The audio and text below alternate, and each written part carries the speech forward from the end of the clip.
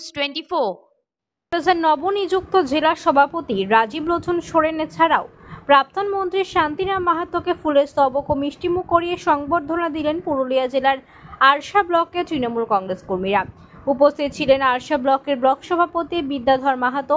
এছাড়াও উপস্থিত ছিলেন আরশা ব্লকের পঞ্চায়েত সমিতির সভাপতি বিশ্বরূপ মাঝি, ব্লক যুব সভাপতি রাজকিশোর মাহাতো, পুরুলিয়া জেলা শ্রমিক সংগঠনের জেলা সভাপতি উজ্জ্বল কুমার সহ উপস্থিত ছিলেন আরশা ব্লকের তৃণমূল কংগ্রেসের অন্যান্য কর্মীরা।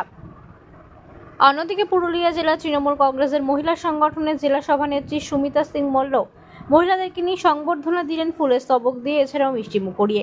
আরশা ব্লকের ব্লক সভাপতি বিদ্যাধর মাহাতো জানায়, সামনে 2026-এর বিধানসভা নির্বাচন, তাই মাননীয় মুখ্যমন্ত্রী মমতা বন্দ্যোপাধ্যায় তার আগে দলের সাংগঠনিক রদবদল করল তৃণমূল কংগ্রেস।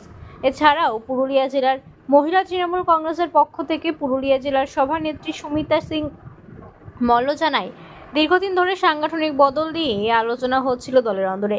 অবশেষে সেই রদবদল করল রাজ্যের শাসক দল। রাজ্যের প্রায় সব জেলাতেই সাংগঠনিক রদবদল করছে তৃণমূল কংগ্রেস। এছাড়াও একাধিক জায়গাতে জেলা সভাপতি পদ তুলে কোর কমিটিকে দায়িত্ব দেওয়া হয়েছে। আগামী বিধানসভা নির্বাচনে পুরুলিয়া জেলায় 9টি বিধানসভার মধ্যে 9-এ জয় লাভ করেছে তৃণমূল কংগ্রেস। এই সংবর্ধনা পেয়ে খুব খুশি পুরুলিয়া জেলার নবনিযুক্ত জেলা সভাপতি ও চেয়ারপারসন।